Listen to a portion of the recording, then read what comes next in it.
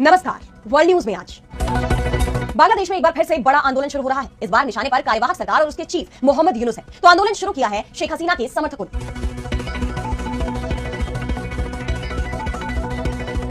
शेख हसीना की अवामी लीग की तरफ से यूनुस से इस्तीफे की मांग की गई है। पूरे देश में इसे लेकर आंदोलन शुरू कर दिया गया है। तो दूसरी तरफ मोहम्मद यूनुस का एक फैसला उनके समर्थकों को भी नाराज कर गया। मोहम्मद यूनुस ने देश के 2 महत्वपूर्ण बंदरगाह विदेशी कंपनियों को सौंप दिए हैं, जिसे लेकर बांग्लादेश में अवामी लीग की विरोधी बीएनपी भी नाराज हो गई। ऐसे में बांग्लादेश में फिर होगा तख्तापलट, इसे लेकर भी चर्चाएं शुरू हो गई है, क्योंकि मोहम्मद यूनुस पर अब विदेशी ताकत के इशारे पर काम करने के आरोप लग रहे हैं। और इसी पर हम करेंगे विस्तार से चर्चा। लेकिन आइए जरा उन खबरों को भी देख लें जिन पर आगे होगी बात। रूस यूक्रेन युद्ध खत्म करवाने की कोशिशें तेज। अमेरिकी राष्ट्रपति ट्रंप के अपडेटेड पीस प्लान पर सहमत दिख रहा यूक्रेन। रूस को मनाने की कोशिशों में जुटा अमेरिका।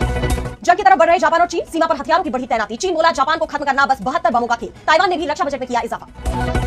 जापान के बाद भारत के खिलाफ भी मोर्चा खोलने की तैयारी में चीन। अरुणाचल प्रदेश पर फिर ठोका दावा। भारत बोला इनकार करने से सच नहीं बदल सकता। और चलते चलते में देखेंगे चीन की 2000 साल पुरानी कब्र में हुई हलचल। वैज्ञानिकों की खोज में खतरनाक खुलासा आया सामने। इन सभी खबरों पर हम विस्तार से करेंगे बात, लेकिन पहले एक नजर हेडलाइंस पर। गजा के बाद वेस्ट बैंक पर इजरायल की नजर। पश्चिमी तट से हजारों फलस्तीनी घरों से बाहर निकलने पर मजबूर। मानवाधिकार संगठनों ने की है इजरायली कार्रवाई की जांच की मांग। क्यूबा ने अमेरिका पर वेनेजुएला में तख्तापलट की कोशिश करने का लगाया आरोप। कैरिबियन में अमेरिकी सैन्य बलों की बढ़ती तैनाती पर चेताया। कहा यह क्षेत्र की सुरक्षा और शांति के लिए खतरा। ब्राजील के पूर्व राष्ट्रपति बोल्सोनारो की बड़ी मुश्किलें। सुप्रीम कोर्ट ने जेल की सजा शुरू करने का दिया आदेश। तख्तापलट की कोशिश करने के लिए 27 साल से ज्यादा की जेल की सुनाई गई है सजा।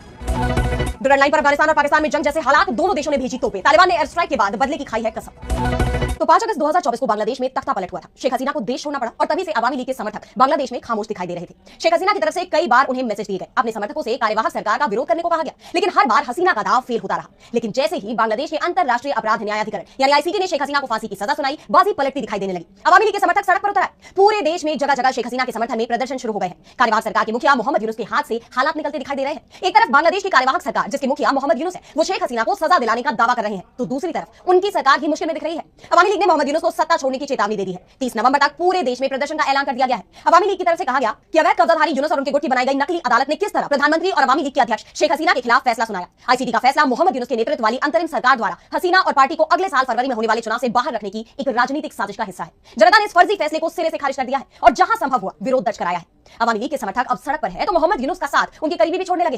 दरअसल ये बात तो पहले ही सामने आ चुकी है कि मोहम्मद यूनुस को सत्ता में लाने के लिए पूरा प्लान अमेरिका और पश्चिमी देशों ने तैयार किया था। ऐसे में यूनुस उनके इशारे पर काम करते हुए भी दिख रहे हैं। खबर तो यहां तक आ रही थी कि यूनुस अमेरिका को सेंट मार्टिन द्वीप सौंप सकते हैं, लेकिन इसे लेकर बांग्लादेश में पहले से ही विरोध शुरू हो गया, जिसके चलते ये फैसला अभी तक नहीं हो पाया। और इस बीच अब खबर आ रही है कि बांग्लादेश के 2 बंदरगाह विदेशियों को सौंप दिए गए। पहला नीदरलैंड की एपीएम टर्मिनल्स बीवी को अगले 30 सालों के लिए चट्टोग्राम पोर्ट के लिए नए बने लालडिया कंटेनर टर्मिनल के संचालन की जिम्मेदारी दी गई है। और दूसरा स्विट्जरलैंड की मेडलॉक को ढाका के पास पांगा ओन इनलैंड कंटेनर टर्मिनल यानी पीआईसीटी का 22 सालों तक संचालन सौंप दिया गया है।